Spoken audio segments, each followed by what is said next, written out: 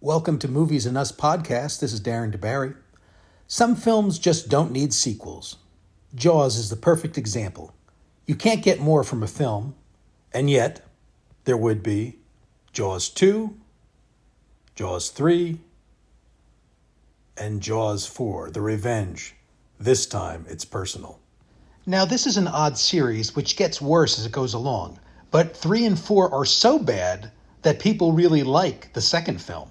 I can watch it, it's fun, it's tolerable, but after watching the first one, the second really isn't very good. Now, Terminator 2 was a very good sequel, well thought out, and closed the story quite well. But there would be sequels that wouldn't come close to matching the quality of the first or the second. Because I will always argue, when they make a sequel just to make money and don't add upon the story, it hurts the entire franchise. Spider-Man 2 was a great sequel that closed the story of the first one. But then, unfortunately, came the inevitable Spider-Man 3, which was terrible. Aliens was a great sequel, and they should have ended the whole thing there. But there came the inevitable sequels that no one needed, and then the Alien and the Predator would go at it, and there would be prequels, with Prometheus being the best and not this one. But in some cases, you don't need a sequel. RoboCop is the prime example. The series just got worse as it went along. Completely unnecessary. I really enjoyed all the Lethal Weapon movies, but they really should have stopped at 2. It still had the comedy and the dark edge of the first one, but when they got to 3 and 4, they just started to get more and more silly as they went on. Empire Strikes Back and The Godfather 2 are probably the best sequels ever made. In fact, they really should have stopped at Godfather 2. I could appreciate aspects of Godfather 3, but 2 is a great sequel. Another great sequel is The Dark Knight, but I have to admit, I enjoy Christopher Nolan's entire trilogy. Speaking of trilogy, Robert Zemeckis' Back to the Future trilogy is fantastic. And I have loved all the Toy Story movies as well. They take a couple years to make each, but they are made with care, and they constantly expand upon the story and are filled with heart. Superman 2 is a great sequel, continuing the story of the 3 villains that were imprisoned at the beginning of the first film. It's adventurous, it's exciting, you get to see a more human side to Superman, and it works very, very well. After that came the inevitable Superman 3 and 4, and they just went so far into comedy and camp. Then you had Peter Jackson's Lord of the Rings trilogy, based on the books by J.R.R. Tolkien.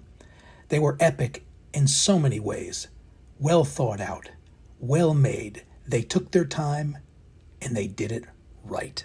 Now that is a great trilogy taken from great source material.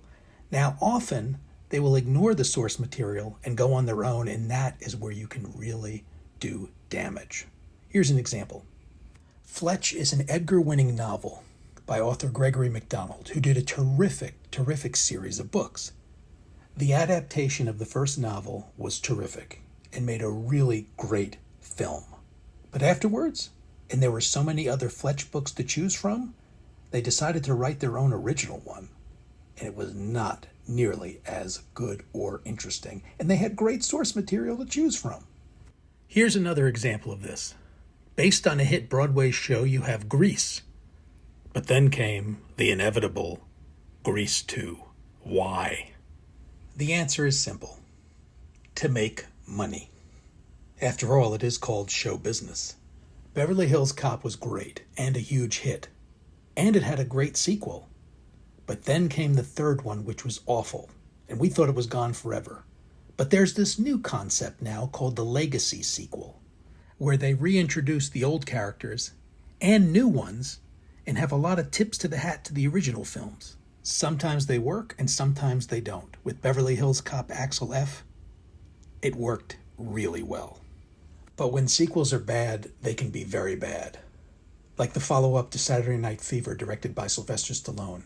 Staying Alive is one of the worst sequels ever made. And don't get me started on Caddyshack 2. The first Look Who's Talking was a hit and had a novel concept. But they kept going back to the well, and the series got worse and worse and more ridiculous. Did the classic American Graffiti really need a sequel? I think not. Did the movie The Mask really need a sequel? Especially one this horrible? No. I really enjoyed the original Predator and its sequel. As for the other sequels, I could take them or leave them.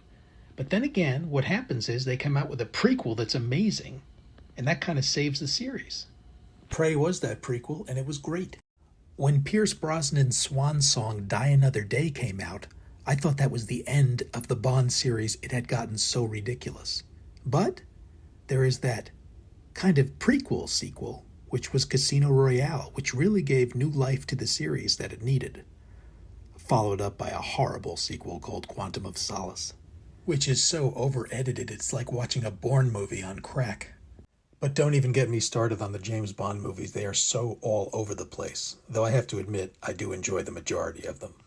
There was Speed, which was a huge hit, fun and action-packed, but they made a mistake right from the get-go with the sequel by removing the leading man, and it just wasn't nearly as exciting as the first one. Eddie and the Cruisers was a solid flick. But did they really need Eddie and the Cruisers 2, Eddie Lives? A lot of people thought the Indiana Jones trilogy ended perfectly with The Last Crusade. Fans have been up in arms about 4 and 5, which I personally liked. The Star Wars movies were really all over the place. I liked The Force Awakens, but not the 2 that followed.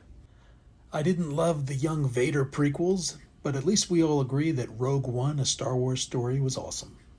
Though to me, nothing was as magical or as wonderful as the original trilogy, which I saw as a little kid, and they helped make me fall in love with movies. Heck, I even like this prequel sequel. But some people didn't. There are so many sequels I didn't mention. Good, bad, and indifferent. But one thing we all have in common is, when we see a great film and we love the characters, we want to see them again.